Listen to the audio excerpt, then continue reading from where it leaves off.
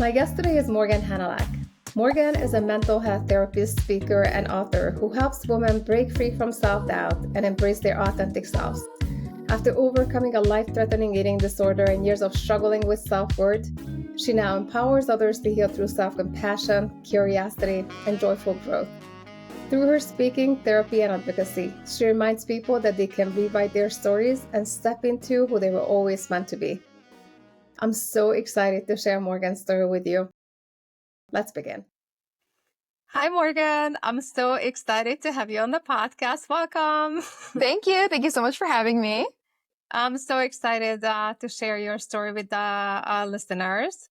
I wanted to ask you if you could share a little bit about your background and the challenges you faced in the past.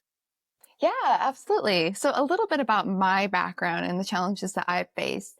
A lot of my challenges have really stemmed from an identity rupture and really struggling with my sense of self.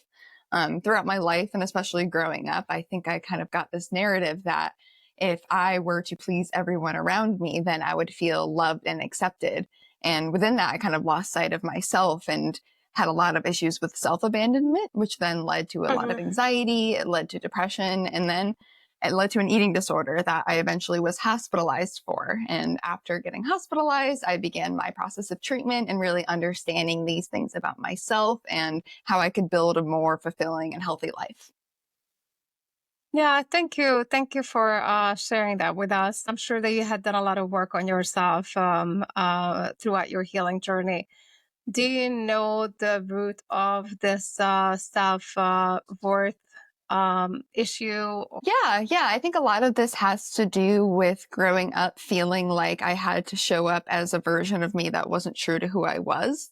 I think I got a lot of messaging growing up that pretty much said if I were to show up as my real authentic self, that would be too much for people or that would scare people. And I kind of took on a role at a really young age of making sure that everyone else around me was okay.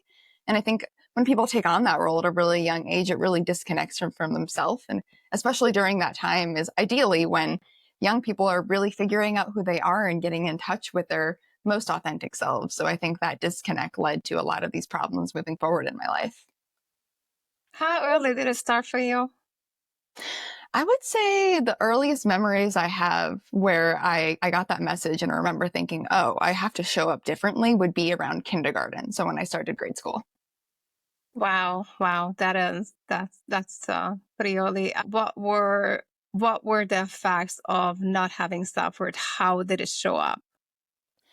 I think it showed up in these constant ways where I was always making myself smaller, both physically and emotionally. It showed up in relationships where because I wasn't showing up as this authentic version of myself, I never really felt much of a sense of belonging or connection. I grew up in a really small town where everyone knew everyone. So in an environment like that, other people's opinions of you, especially when you're young, feel like they're everything. And I think that for me, it felt like I was defined by anything that anyone could ever say about me and living in such this small, closed off world. So going into any kind of friendships or social interactions, I felt an immense amount of anxiety that I would be misunderstood or what I thought was worse, I wouldn't be liked at all. So I think this constant focus on people pleasing and trying to be what everyone else wanted of me really disconnected me from myself. And it caused me to just show up in a way that wasn't authentic. And I was always, trying to shrink myself, to not have needs, to be as needyless as possible. Like I didn't want to take up any kind of space because I didn't think I deserved to. Yeah, I'm listening to you and I can resonate with so much what you're saying. And I think that a lot of listeners are going to be able to resonate with you as well. Because I noticed that a lot of women go through these struggles. I think that it comes from childhood, but I feel like it stems a little bit from kind of like a societal expectation. How women are supposed to show up or should show up. And we shouldn't be too loud. We shouldn't be too authentic. We shouldn't be too open about how we feel, and we shouldn't desire too much because we get labeled that we are a little too much. Right. Yeah.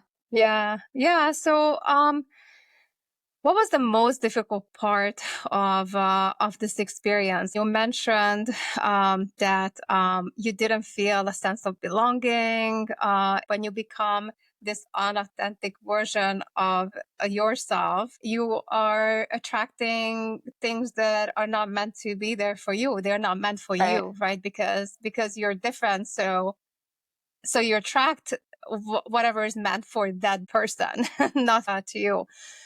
Could you tell us a little bit more about how this affected you? How did you go through this experience? And what was the most difficult part about this experience for you? Yeah, I think the most difficult thing for me was the concept of control, because a lot of these issues with self-worth really boiled down to my problems with control and my relationship to control. I think that I put my sense of self and worth into things that were external to me. And therefore, when those things weren't going well, or when I wasn't reaching this unrealistic standard I thought I had to myself for these external things, then I felt like I was nothing and like I was worth nothing. So this would manifest in my eating disorder. So that had to do with controlling food and my body and the way that I looked. But this also had to do with things like achievements. Like if I wasn't getting perfect grades, I didn't feel good enough. In my career, if I wasn't doing amazing things, I didn't feel good enough. If my boyfriend didn't like me at the time, I didn't feel good enough. So I think it was this idea that if I could control all of these things outside of myself, then finally I would feel okay. But what I didn't realize was that in trying to control everything around me, I was completely losing control of myself. I think I thought that this quest for perfection and control was the solution, when in reality, it was really the trap. Yeah, yeah. And if I heard you right, you said that you were trying to control the situation outside of you by you being a perfectionist. So by Hmm. controlling yourself in every single situation. Right.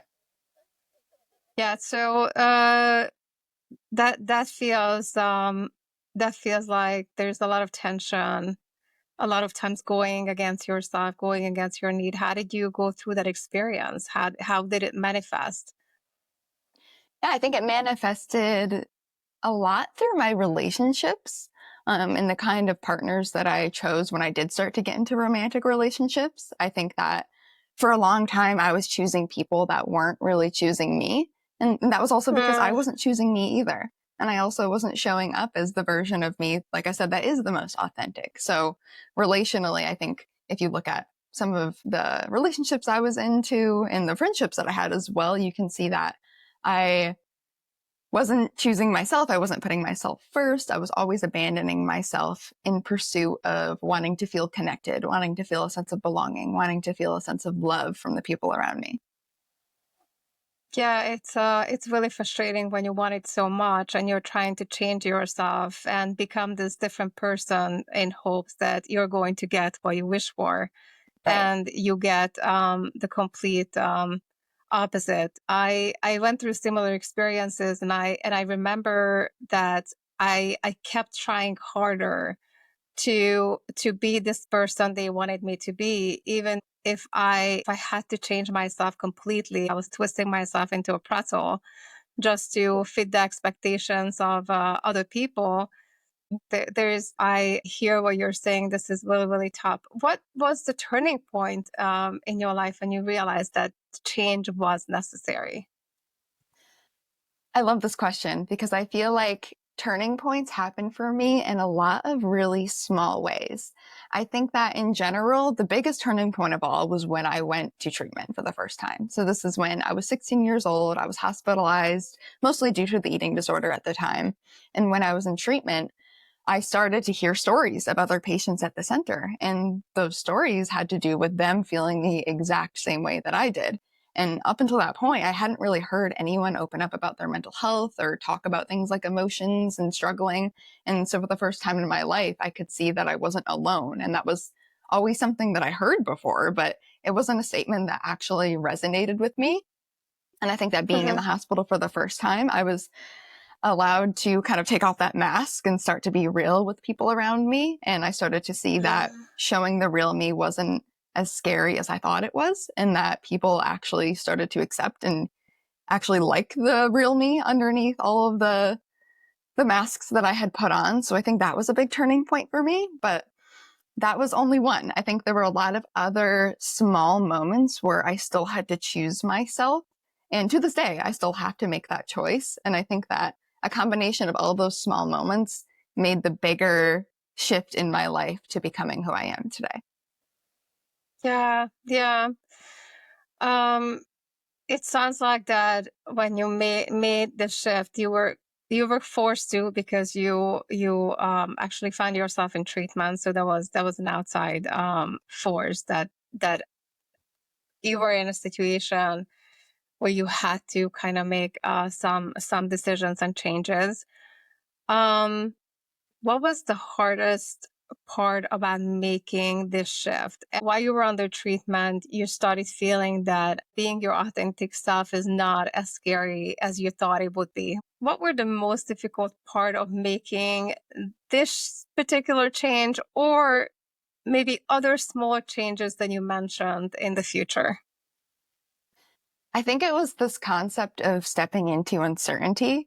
And even to this day, I think that, everyone has a certain comfort zone that they feel safe inside of. And in order to grow, I think we kind of have to push those boundaries to an extent that is obviously uncomfortable, but doesn't push us backwards. And I think for me, it was really challenging for me to figure out what that balanced place was for me, where I was stepping into unknown and uncertainties without propelling myself backwards. Because I think, especially when it came to the eating disorder and controlling my food, if I was in a place where I felt too uncomfortable or like it was moving too fast, I would regress and I would relapse. So I think Hmm. in my recovery, I really had to learn and understand what are ways that I can step into the unknown and expect it to feel uncomfortable, but also know that I am resourced enough to handle this discomfort and this uncertainty, because I'm not going to build the life that I want if I always stay in this comfort zone. Yeah. So what tools did you use there? How did you get through that challenge? I think it was a lot of those small moments where I had to learn how to trust myself. So, for example, when it came to eating disorder recovery, I had to learn to trust my body in a way that I hadn't ever really experimented with before. So, I had to learn how to eat intuitively and trust that if I ate and honored what my body needed at that time, my body was going to take care of me right back. And that nourishment was going to keep me alive, healthy, well, and recovered. And similar to my relationships, if I walked away from a relationship that I know was unhealthy, I had to learn to trust that that was the best decision for me. And there was going to be someone else that would come along that I could build a healthier, happier relationship with. So I think it was in a lot of moments where I had to learn to trust myself. And I could see that when I made these decisions, although they were uncomfortable, in the long run, I would see the reward from those things. So in Hmm. choosing myself, I also chose to step into that unknown and see eventually the reward and the gifts that came with choosing myself. Yeah. Did you ever feel in your relationships that when you draw those boundaries, that the boundaries were a little bit too, I guess, rigid? Did you ever have to go through that part? In some ways, yes. I think that because when I stepped into this world of boundaries and have this history of being rigid when it comes to anxiety and black and white thinking, I think there have been times where I set a boundary and maybe that was too rigid. And I think what I really learned within doing that is that the beauty of having a partner or a friend or any kind of relationship that is healthy is that that person will also communicate what they need as well. And I think that taught me so much relationally about what it means to both make sacrifices and meet each other in the middle, because Hmm. a boundary for me might conflict with a boundary for that other person. And I think it's important for us to both hear each other out and figure out a way that we can both feel respected. So I do think there were Hmm. times where it was difficult to kind of break that pendulum swing in a way and find a happy medium where boundaries were appropriate and honored what I really needed and that other person as well. When you were going through these difficult times, um, what helped you to move forward when you felt challenged, when you felt uncomfortable, and you went into this place of unknown? I think a lot of that had to do with leaning on supports in my life. I think that therapy Mhm. made a huge difference. I learned so much in therapy about myself. It's an incredible resource, and I know I'm so lucky and grateful to be able to have that resource. I think being able to identify and communicate my emotions and what I needed to people around me was so life changing because growing up, I didn't know how to identify what I was feeling. I didn't know how to communicate that. I didn't have the words to explain what I'm explaining to you now. So within my Mhm. recovery, being able to learn what I needed and communicate that to people in a way made such a difference because then they could understand me. They could understand where I was coming from, even if they didn't think the same way that I did or didn't have the same struggles as me. Those around me that love me wanted to hear what I needed. And for my friends Mhm. and my family and my partners, that's made such a big difference in my life and really helped me move forward. I think we're a lot more Mhm. stronger together than we are alone. And I really needed that support. That's great. Was the support the only thing that helped you through the difficult times? Is there anything that was more of an inner transformation or inner wisdom that you gained during your journey? Yes, that's a good point. I think that part of that as well was also being able to be more connected to my inner voice and my intuition. Because within getting support and feedback from other people, there are situations sometimes where only you know the answer of what you need. And you can get feedback all you want, but at the end of the day, you're the expert of your own life. So, for example, when I moved to California, I'm originally from Massachusetts. I Mhm. knew that that was something I needed to do. It was such an oddly specific thing that I hadn't put too much thought into, but I just knew in my body and in my heart that this was something I had to do. And some of the feedback that I got from people around me was a little bit negative in terms of, this is something that seems kind of out of the blue. I'm concerned. And I heard feedback loud and clear, but in moments like that, I heard the voice inside of me louder and I trusted that voice more than anything.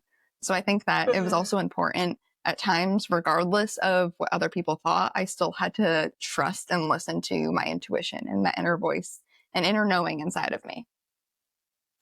Yeah, this has been kind of like a repeated message with the woman that I talked to on the podcast. That when we go through these challenging times, we get more connected to and more in tune with ourselves and that inner voice. And I have to tell you that every single person who I've had an interview with so far mentioned that. So I want to highlight it to everyone that I think that that's such a important part of healing, learning who we are and truly honoring that. As you said, you really step into your authentic stuff and your true stuff and you start leading your life with that instead of this persona who we try to become to fit all the noise and all the voices that are coming from the outside world. Totally. Yeah. And I think when we have a stable sense of self, there can be all the opinions and feedback in the world, but that doesn't move us if we feel stable and grounded within ourselves and within our intuition. Absolutely. Absolutely. It's a very different experience when you feel safe within yourself, when you have challenges in your life. And if you don't feel safe with yourself and you have the challenges, it's Right. to complete the different experience.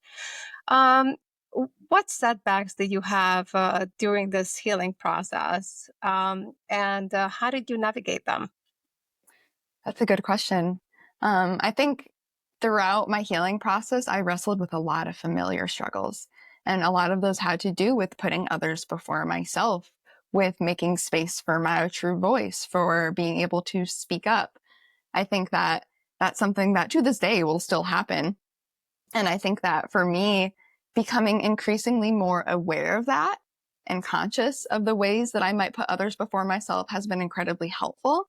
And I Mhm. think also keeping in mind this idea of always choosing myself has been really powerful, because my go to mechanism has always been think of others. I think that's kind of the way that I had been living my Mhm. life for so long that sometimes I just don't even notice when maybe I say yes to something that I actually don't want to do. Or maybe Mhm. when I'm not speaking up in a conversation when that's what I know I need to do. So I think that noticing these things and making changes when I can and intervening in the moment when I can has been really, really important. And also recognizing that setting boundaries in relationships actually is a good thing. It's beneficial for the relationship. I think I used to think that setting boundaries meant that I would be abandoned.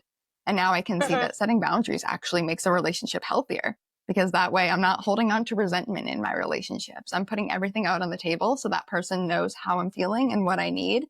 And then I can hear back from them how they're feeling and what they need too. And that creates a stronger, more beautiful relationship altogether. Yeah, it's communication and it's work. Basically, you both put the work into it, right? What would you say to those women who feel that if they choose themselves, they are being selfish? I think that's a really common misconception about choosing oneself. And I think I would say that similar to what I was just saying about boundaries and how that actually helps your relationship is that choosing yourself also helps you live a more fulfilling, happy life. And therefore, the things that you pour yourself into are going to have more of a positive outcome. So whether that be your work or your relationships or your hobbies or whatever that is for you, those things are going to be so much more vibrant in your life when you're choosing yourself because you're going to have more of a full bucket. You're going to have more spoons to pull from in a way where when you're choosing yourself, you're coming from a place of love. And when you're not choosing yourself, you're going to be coming from a place of feeling depleted. And I think that makes all Mhm. the difference in the world. Yeah, I 100% agree with you, but I also feel that people who never chose themselves and didn't have that experience, didn't experience that inner peace, Mhm. and that inner calm that comes with being aware of our inner world and really following what that intuition says. That's a very different experience. How would you explain that to someone who has never had that experience yet, and they don't really have the concept of what it means to choose themselves? Yeah, I think that I would explain it in a way where I break it down into really small moments. Because I think making those big choices is something that everyone really has to kind of work up to, especially if they're not used to choosing themselves in big ways. So I think that is becoming aware in really small moments that maybe feel like moments that aren't super important necessarily. So that could be something as small as if someone has an hour of free time and asking themselves, what do I truly want to do with this free time? And Mhm. it doesn't have to be tied to productivity or expectations. Like, what do I want? And maybe doing whatever that is in that moment for them and just being able to break it up into the smallest moments possible, or even if they're replaying an argument maybe that they had with someone and maybe even recognizing, was there a moment in that argument that you said something to please the other person? And just being aware of maybe these small moments where you're Mhm. not staying true to who you are and what you want. And just becoming a little bit more aware of those moments. Because I think the first step to any kind of change is understanding where the problem is and what you want to be different. Mhm. Yeah. When you started making changes in your life, what changed in the outside world? So we've been talking about how your inner world changed. Right. How did it reflect on everything else around you? My gosh, I feel like my life has changed in so many ways since I've made this shift. I think that before it felt like I was living this life that was meant for other people and to make sure everyone else was okay. And now it feels like I'm living a life that's more for me and more for enjoyment as well. I think before I believed that life meant sacrificing yourself and life meant productivity and always getting things done and being able to contribute to society, which to an extent, I do think that, feeling like you're connected to a sense of purpose and that you're giving back is important. But I think that also understanding that life is also meant to be enjoyed has Mhm. been integrated into my life in the most beautiful way. So where I'm living, for example, so I'm in San Diego, California. I love it here. This is my favorite place that I have ever been in my entire life. And I've traveled quite a bit, and this is still my favorite place. And I get to live here. And I look at my little balcony every single day and I go, wow. I cannot believe I live in this beautiful place. And I know I'm living here because this is where I want to be. No one else had any kind of insight on this. It was all me.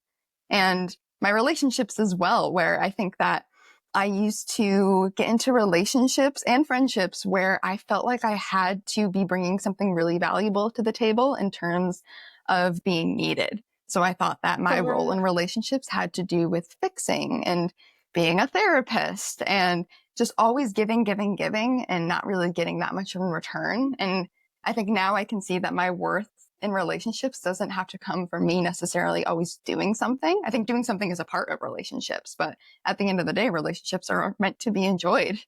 Mhm. They're built on a foundation of love when it comes to healthy relationships. And I think that's something that really changed for me. And probably one of the biggest things for me is that knowing that my relationships are healthy and amazing because those people simply love me and want to be around me, not for what I can necessarily do for them. I love that. That's such a great message. I love it. Thank you for sharing. Of What course. else changed? What else changed? You talked about having an eating disorder. How did healing change that part of your life? Yeah, so my relationship with food and exercise and my body is very different as well. My life used to be all about what I ate. I spent almost all of my brain energy planning what I was going to eat, planning how I was going to exercise. I never really had that much fun because all I could think about was the gym and when I was going to go there, what I was going to do. And now I think that food and exercise hold a very appropriate place in my life where they're a big Mhm. chunk of my life, but they're not all of my life.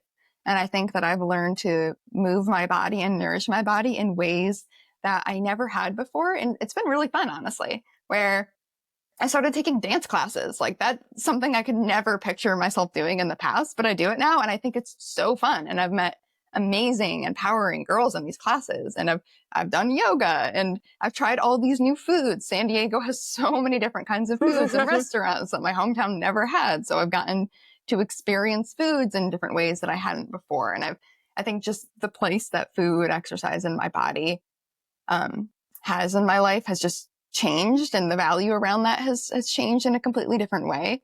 And that just really changed the way that I live and what I value and what I really want to put my energy into.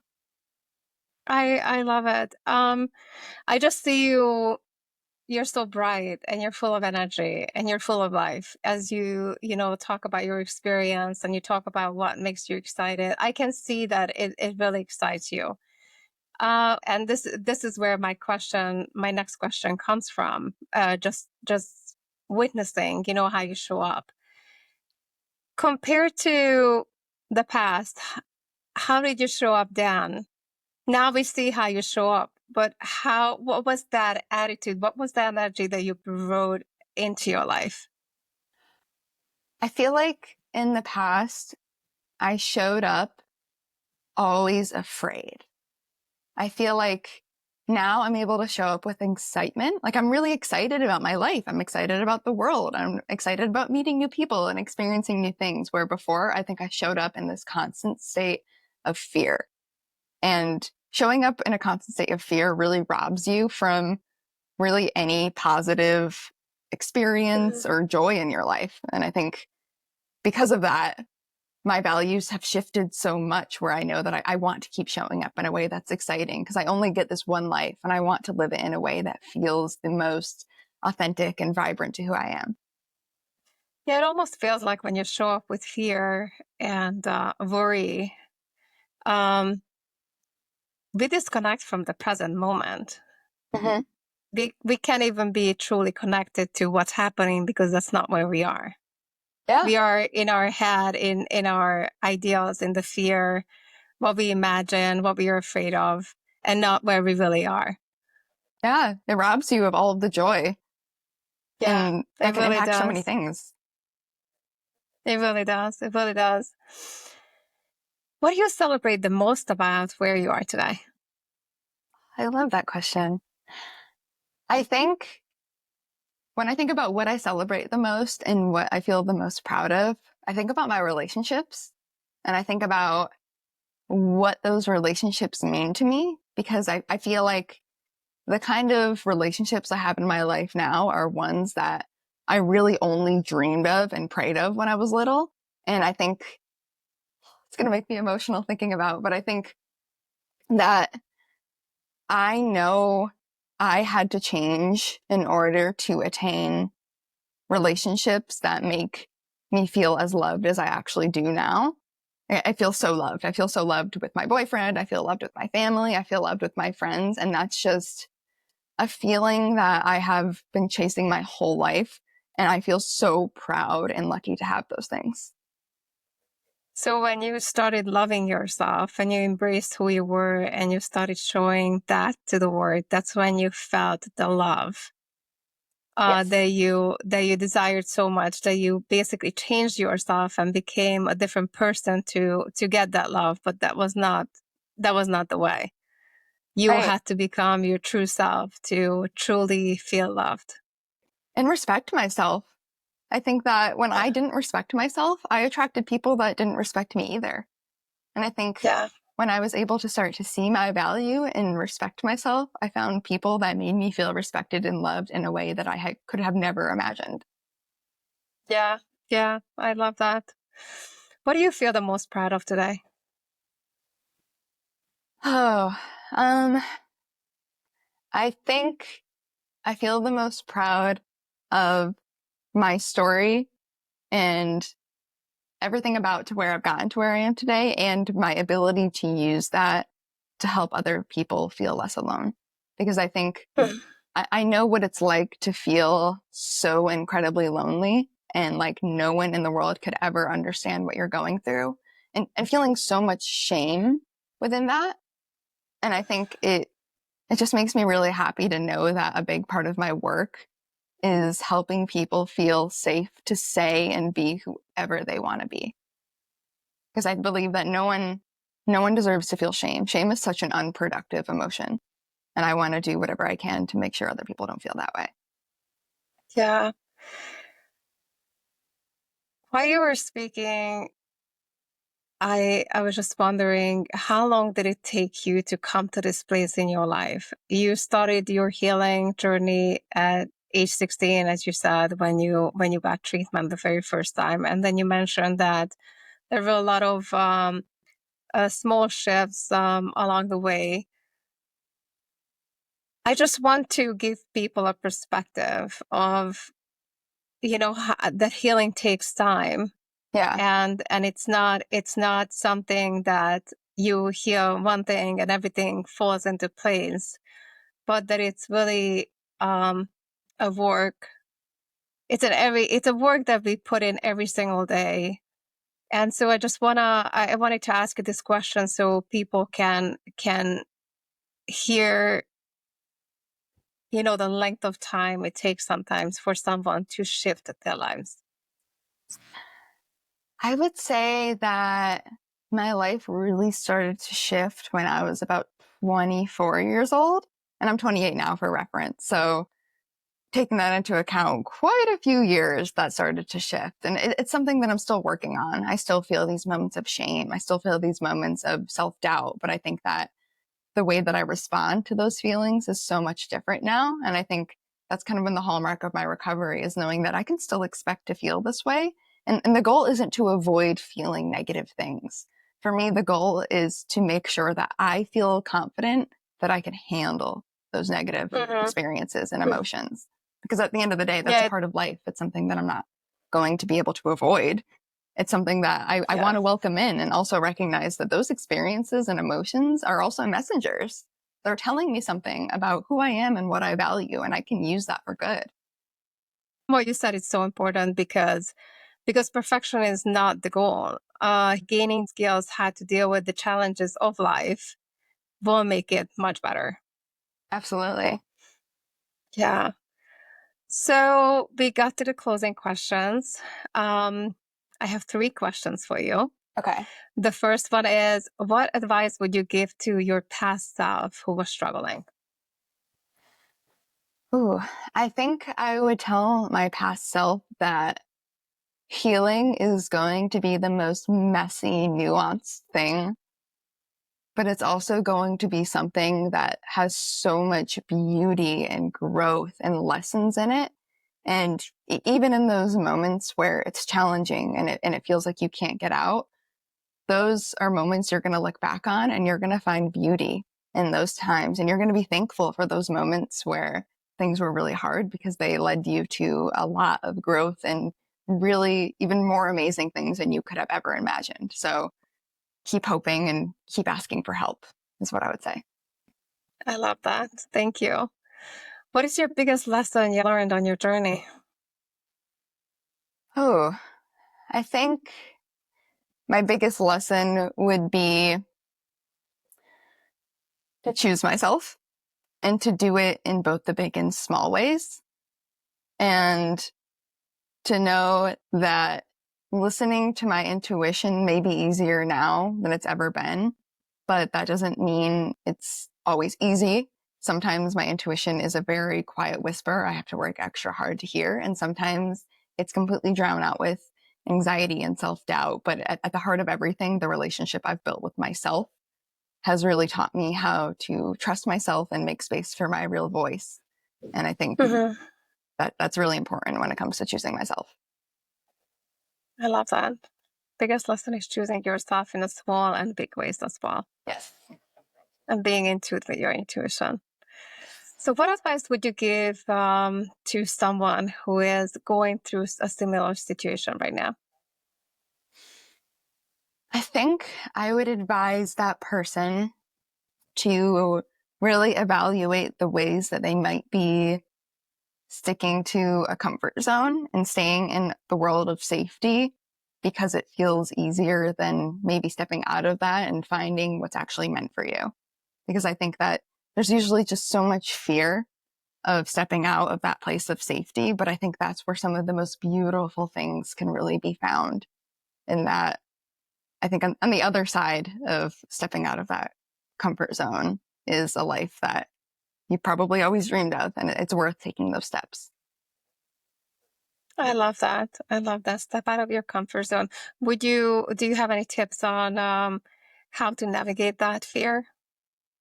Yeah, I would say start in really small ways. Like if Hmm. you're not comfortable going to a dance class, for example, I know that I used that earlier, but start by going to a yoga class, start by dancing alone in your living room, start in ways that might feel a bit uncomfortable, but feel tolerable. Because I think Hmm. stepping out of that comfort zone also requires that exposure to something maybe that's uncomfortable, but continuously showing yourself that you can handle it and you can do hard things. Thank you. Thank you for that. And Morgan, thank you so much for sharing your story so authentically. I love speaking with you. The first time we spoke too, I just really love your wisdom. And I truly honor and appreciate your life experience and everything that you learned. You are now helping others who are going through challenges. Could you tell the listeners a little bit about what you do and how they can find you? Yes. So what I do currently is I am a therapist independently. And then I also am a mental health speaker. So I travel to organizations, conferences, schools, and I talk about my mental health experience. And I use that as also just ways to help other people seek help and move forward if they're struggling as well. And people can find me on my website, which is you can either go to morganhannaleck.com, but if you can't spell my last name, which is totally understandable, beyondyourmask.com goes to that exact same place. Thank you for that. And I will have all your information in the notes or description that I'm going to be posting. Do you have any other messages for people who are listening? Oh man. Just that the most important relationship you'll ever have is with yourself. That's beautiful. Thank you. Thank you for sharing that. And we are going to say bye with that message. Thank you so much for everyone for tuning into the Joy of Being You podcast. I hope today's episode left you feeling inspired and empowered on your journey. If you enjoyed it, please share it with a friend who could use a little encouragement. And don't forget to subscribe. You can follow the podcast on Apple, Spotify, and subscribe to the YouTube channel for more inspiration. Your support means the word to me. Thank you for being here. Thank you so much, Morgan. Of course. Thank you for having me.